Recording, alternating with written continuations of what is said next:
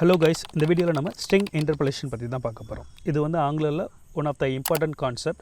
So இந்த concept இல்லாத ஒரு இன்டர்வியூவே இருக்காதுன்னு சொல்லலாம். ஓகேவா, ஆங்கிலர் இன்டர்வியூவில் கேட்கப்படுற ஒரு இம்பார்ட்டன்ட் கொஸ்டினில் இதுவும் ஒரு கொஸ்டின். ஸோ கொஞ்சம் கேர்ஃபுல்லாக பாருங்கள். ஃபர்ஸ்ட் ஆஃப் ஆல் நம்ம ஸ்ட்ரிங் இன்டர்போலேஷன் அப்படின்னு என்னென்னு தெரிஞ்சுக்கலாம். இப்போ ஸ்ட்ரிங் இன்டர்போலேஷன் என்னென்னா, எனக்கு வந்து என்னோடய டைப்ஸ்கிரிப்ட் கிளாஸ் இருக்கு இல்லையா, அதில் வந்து ஒரு வேரியபிள் இருக்குன்னு வச்சுக்கோங்க. அந்த வேரியபிளில் வந்து ஒரு டேட்டா இருக்கும். இந்த டேட்டாவை வந்து நான் என்ன பண்ணேன், என்னோடய HTML பைண்ட் பண்ணணும். ஓகேவா, HTML பைண்ட் பண்ணி வியூ, அதாவது யூசர்ஸ்க்கு வந்து விசிபிளாக காட்டணும். ஸோ இதுக்காக நான் யூஸ் பண்ணுற ஒரு மெக்கானிசம் தான் என்ன சொல்லுவோம், இன்டர்போலேஷன் அப்படின்னு சொல்லுவோம். இப்போ நான் உங்களுக்கு வந்து லைவாக காமிக்கிறேன் எப்படி அது ஒர்க் ஆகும்னு சொல்லிட்டு. இப்போ இங்கே பார்த்தீங்கன்னா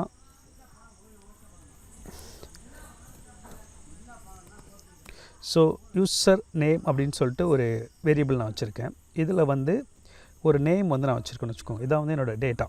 ஓகேவா, இந்த டேட்டாவை வந்து நான் வந்து யூசருக்கு டிஸ்பிளே பண்ணி காமிக்கணும். இதில் வந்து ஃபஸ்ட்டு வந்து உங்களுக்கு எம்டியாக இருக்கா, ஏன்னா வந்து நான் இங்கே எதுவுமே கொடுக்கல. என்னோடய அப்டேட் காம்பனேட்டட் HTML ஃபைல் வந்து இப்போ எம்டியாக இருக்குது. இப்போ வந்து ஒரு H1 டேக்குள்ளே வந்து நான் என்ன பண்ண போகிறேன், என்னோடய இன்டர்போலேஷனை யூஸ் பண்ண போகிறேன். இன்டர்போலேஷன் நான் யூஸ் பண்ணுறதுக்கு என்ன சின்டாக்ஸ் அப்படின்னு பார்த்தீங்கன்னா டபுள் கர்லி பிரேசஸ். ஓகேவா, இதுதான் இன்டர்போலேஷனுக்கான சின்டாக்ஸ். ஓகேவா, இப்போ இதுக்குள்ளே நான் என்ன பண்ண போகிறேன், என்னோடய வேரியபிள் நேமை வந்து இங்கே கொடுக்க போகிறேன். ஓகேவா, இப்போ என்னோடய வேரியபிள் நேம் கொடுத்துட்டேன்னா இந்த யூசர் நேம் அப்படின்ற வேரியபிளில் வந்து என்ன டேட்டாவை ஹோல்ட் பண்ணி வச்சுருக்கோ அந்த டேட்டா வந்து எங்கே டிஸ்பிளே ஆகும், என்னோடய ப்ரௌசரில் டிஸ்பிளே ஆகும். பார்த்தீங்களா, என்னோட குமார் அப்படின்றது தான் வந்து அந்த வேரியபிளில் இருக்க டேட்டா. அந்த டேட்டா வந்து நாங்கள் டிஸ்பிளே பண்ணிட்டேன். பார்த்தீங்களா, ஸோ இதுக்கு நம்ம யூஸ் பண்ணுறது தான் இன்டர்போலேஷன். ஓகேவா, மோஸ்ட் ஆஃப் த டைமில் வந்து நமக்கு நிறைய வேல்யூஸ் வந்து நம்மளோட டைப்ஸ்கிரிப்ட் காம்பனண்ட் கிளாஸில் இருக்கும். ஸோ அந்த வேல்யூஸ் எல்லாம் வந்து நான் என்ன பண்ணோம், இங்கே ஒரு டேபிள் ஃபார்மெட்லேயோ இல்லை ஒரு லிஸ்ட் ஃபார்மெட்லேயோ இல்லை ஏதோ ஒரு ஃபார்மெட்லேயோ வந்து நாங்கள் என்ன பண்ணுவேன், ஷோ பண்ண யூஸருக்கு. ஓகேவா, அந்த மாதிரி டைம்லலாம் எனக்கு இந்த ஸ்ட்ரிங் இன்டர்போலேஷன் வந்து ரொம்ப யூஸ்ஃபுல்லாக இருக்கும். நெக்ஸ்ட் பார்த்தீங்க அப்படின்னா இந்த ஸ்ட்ரிங் இன்டர்போலேஷன் யூஸ் பண்ணி நம்ம என்னென்ன பண்ணலாம் அப்படின்னு பார்க்கலாம். ஓகேவா, ஃபார் எக்ஸாம்பிள் வந்து இப்போ அரித்மெட்டிக் ஆப்ரேஷன்லாம் இருக்கும் பார்த்தீங்களா, addition, subtraction, multiplication and division. So இந்த மாதிரி ஆப்ரேஷனை வந்து நீங்கள் இந்த ஸ்ட்ரிங் இன்டர்போலேஷன் யூஸ் பண்ணி பண்ணிக்க முடியும். ஓகேவா, ஸோ இப்போ ஃபார் எக்ஸாம்பிள் வந்து இப்போ 1+1 ரெண்டையும் அடிஷனில் பார்த்தீங்கன்னா 2 அப்படின்னு சொல்லிட்டு உங்களுக்கு ஆன்சர் வருமா. ஸோ இப்போ நான் வந்து இங்கே என்ன கொடுத்துருக்கேன், இந்த ஸ்ட்ரிங் இன்டர்போலேஷனில் 1+1 அப்படின்னு சொல்லி கொடுத்துருக்கேன். இப்போ என்னோடய ப்ரௌசரில் போய் பார்க்கலாம். ஸோ உங்களுக்கு அதோட 1+1 ஆட் பண்ணி 2ன்ற வேல்யூவை இங்கே டிஸ்பிளே பண்ணிடுச்சு. ஓகேவா, இதே மாதிரி வந்து நீங்கள் சப்ட்ராக்ட் பண்ணலாம், மல்டிப்ளை பண்ணலாம், இல்லை டிவைட் கூட பண்ணலாம். ஸோ இப்போ நெக்ஸ்ட்டு பார்த்தீங்க அப்படின்னா இப்போ வந்து நான் அந்த வேல்யூஸ் வந்து ஹார்ட் கோடடாகவே கொடுத்துட்டேன். இப்போ சப்போஸ் நான் என்ன பண்ணுறேன், இந்த வேல்யூவை வந்து ஒரு வேரியபிளுக்கு இங்கே அசைன் பண்ணி வச்சுருக்கேன்னு வச்சுக்கோங்க. இப்போ A=1 B=2ன்னு வச்சுருக்கேன்னு வச்சுக்கோங்க. இப்போ இந்த ஏவையும் பியும் நான் என்ன பண்ணேன், ப்ளஸ் பண்ணி இங்கே காமிக்கணும். ஸோ இந்த கேஸில்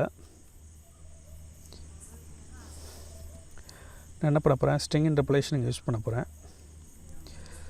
ஏன்ற வேரியபிளை பின்ற வேரியபிள் கூட நான் ப்ளஸ் பண்ண போகிறேன். ஓகேவா, ஸோ இப்போ பார்த்தீங்கன்னா அந்த 2 வேரியபிளில் இருக்க டேட்டாவையும் ப்ளஸ் பண்ணி உங்களுக்கு 3ன்னு சொல்லி இங்கே காமிக்குதா. ஸோ இந்த மாதிரியும் நீங்கள் இதில் பண்ணிக்க முடியும். நெக்ஸ்ட்டு பார்த்தீங்க அப்படின்னா என்கிட்ட ஒரு ஸ்ட்ரிங் வேல்யூ இருக்குன்னு வச்சுக்கோங்க. அந்த ஸ்ட்ரிங் வேல்யூவை ஏதாவது ஒரு டேட்டா கூட வந்து அப்பன் பண்ணி காமிக்க முடியும். ஃபார் எக்ஸாம்பிள் வந்து நீங்கள் ஒரு கிரீட்டிங்ஸ் காமிக்கணும். இப்போ ஒரு யூசர் லாகினாக இருக்கான்னு வச்சுக்கோங்களேன். அந்த லாகினான யூசருக்கு வந்து வெல்கம் ப்ளஸ் அந்த யூசர் நேமை வந்து அப்பன் பண்ணி நீங்கள் டிஸ்பிளே பண்ணணும்னு வச்சுக்கோங்க. அந்த மாதிரி டைம்லேயும் நீங்கள் என்ன பண்ணலாம், இந்த ஸ்ட்ரிங் இன்டர்போலேஷன் யூஸ் பண்ணலாம். ஸோ அதை எப்படி யூஸ் பண்ணுறதுன்னு சொல்கிறேன்.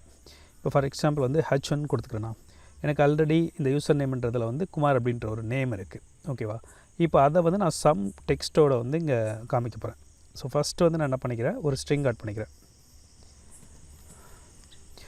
வெல்கம்னு சொல்லிட்டேன். அதுக்கப்புறம் என்னோடய யூசர் நேம் கொடுத்துக்கிறேன். ஓகேவா, ஸோ அதுக்கப்புறம்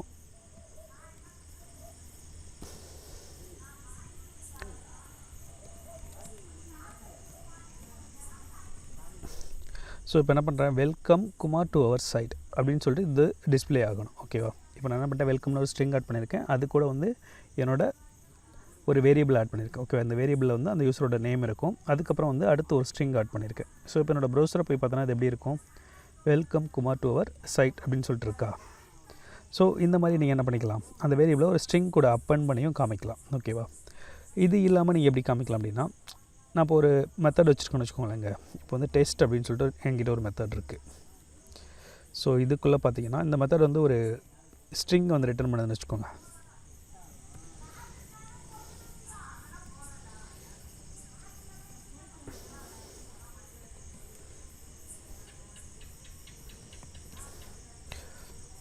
ஓகேவா? இந்த டெஸ்ட் மெத்தட் வந்து ஒரு ஸ்ட்ரிங்கை ரிட்டர்ன் பண்ணுது.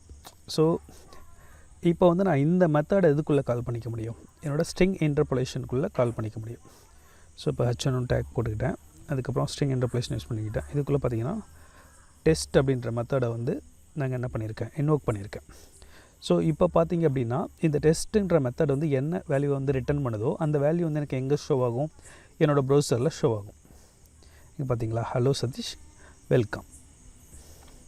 ஸோ இந்த மாதிரி வந்து நீங்கள் ஒரு சில ஆப்ரேஷன், லிமிட்டட் ஆப்ரேஷனை வந்து நீங்கள் என்ன பண்ணிக்கலாம், ஸ்ட்ரிங் இன்டர்போலேஷன் யூஸ் பண்ணி பண்ணிக்க முடியும். ஓகேவா? இப்போ சப்போஸ் வந்து நான் என்ன சொல்லியிருக்கேன், ஆல்ரெடி அரித்மெட்டிக் ஆப்ரேஷன் சொல்லியிருக்கேன். நான் இப்போ வந்து a + b அப்படின்னு சொல்லி போட்டிருக்கோம். இப்போ நான் என்ன பண்ணலாம், c = a + b. ஓகேவா? இந்த மாதிரி தான் நம்ம வந்து கோடு எழுதுவோம் டைப்ஸ்கிரிப்டில் எழுதும்போது. ஸோ இந்த மாதிரி நம்ம எழுதலாமான்னு கேட்டால் இங்கே எழுத முடியாது. ஓகேவா? நீங்கள் டைரெக்டாக என்ன பண்ணிக்கலாம், அந்த 2 வேல்யூ அடிஷன் பண்ணிக்கலாம். அந்த 2 வேல்யூ அடிஷன் பண்ணி இன்னொரு வேல்யூக்கு வந்து அசைன் பண்ணுறது என்ன பண்ண முடியாது, ஸ்ட்ரிங் இன்டர்போலேஷன் யூஸ் பண்ணி நீங்கள் பண்ண முடியாது. ஓகேவா? So I think I cover most of the things from the string interpolation. இப்போ வந்து உங்களுக்கு ஸ்ட்ரிங் இன்டர்போலேஷனை பற்றி ஒரு பெட்டர் ஐடியா இருக்கும்னு நினைக்கிறேன்.